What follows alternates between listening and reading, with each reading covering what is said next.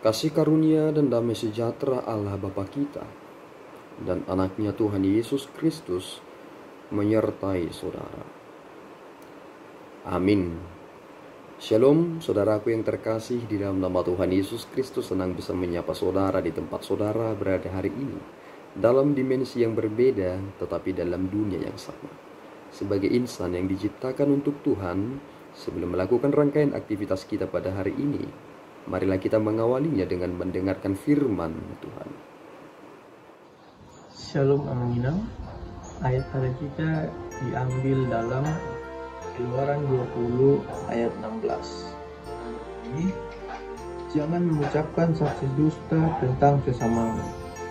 Demikian Tuhan Yesus memberkati. Jangan mengucapkan saksi dusta tentang sesamamu. Demikian pembacaan firman Tuhan.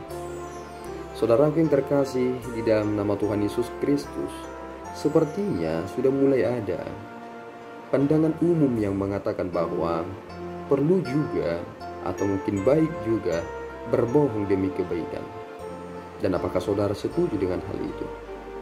Adakah di kolong langit ini yang menurut saudara adalah sebuah kebaikan jika seseorang itu berbohong? Karena pada akhirnya mereka juga akan tersakiti ketika mengetahui kebenarannya. Mengapa kita tidak mempergunakan metode yang lebih baik, menyampaikan kebenaran dengan benar? Karena kebenaran jika tidak disampaikan dengan cara yang benar bisa menjadi tidak benar. Dan itulah sebenarnya upaya yang kita harus katakan dan kita usahakan dalam dunia ini.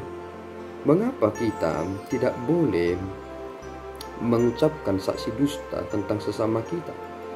Karena ternyata hal itu akan merusak karakternya, dan hal itu akan membuat orang lain salah menilai tentangnya. Tetapi ketika kita ingin memberitakan sesuatu hal tentang mereka, maka kita juga harus tahu dengan betul apa, bagaimana, dan tentang apa, sehingga kita tidak salah untuk mengucapkan itu, sehingga kita berbohong kepada banyak orang. Dan sekarang ini yang menjadi sering mengancam keberadaan dan kenyamanan dalam hidup ini adalah ketika berita-berita hoax menyebar. Dan saudara tahu, orang-orang berlomba-lomba untuk membuat konten hanya untuk mendapatkan banyak uang dari apa yang mereka tampilkan, sehingga meskipun seseorang tidak meninggal, tetapi beritanya tiba-tiba mencuat ke permukaan berkata bahwa ini sudah meninggal. Kemudian orang tertarik untuk membacanya. Ternyata itu adalah berita hoax. Itu adalah pemancing, sehingga orang-orang datang untuk membaca berita yang sedang ia sampaikan sebenarnya bukan tentang dia yang diberitakan, tetapi tentang yang lain. Dan itulah yang sering terjadi. Dan orang-orang memberitakan ini, itu, dan lain sebagainya. Kemudian orang tertarik, dan ternyata orang mempercayai apa yang mereka baca itu. Dan kemudian semakin banyaklah orang yang disesatkan dan menjadi menyimpang perilaku hidupnya.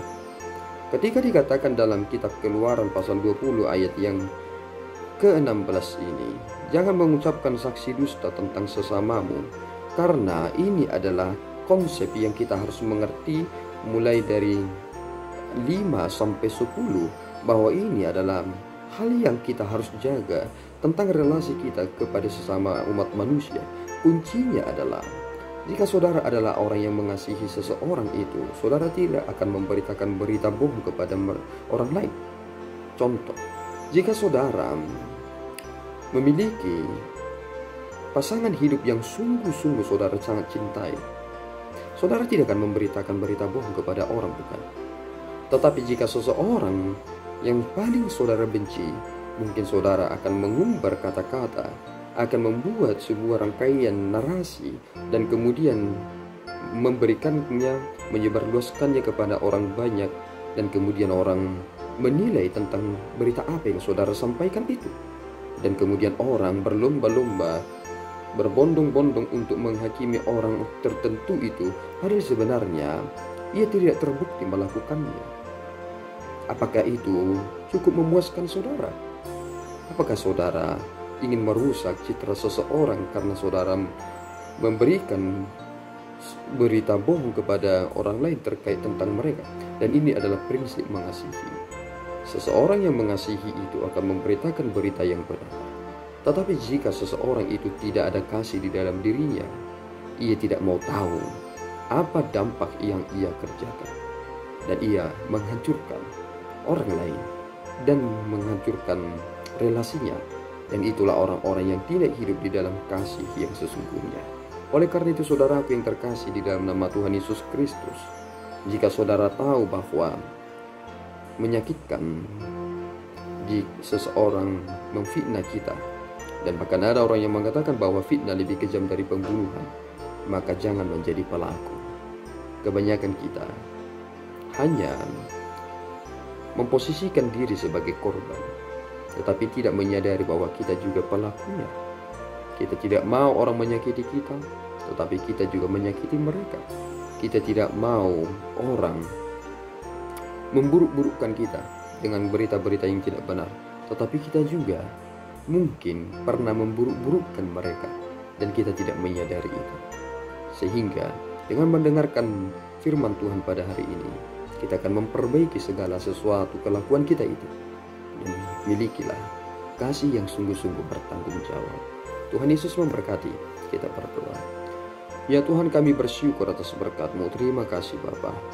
Ada tanggung jawab yang kami harus kerjakan, dan itu menunjukkan bagaimana eksistensi kami yang sesungguhnya.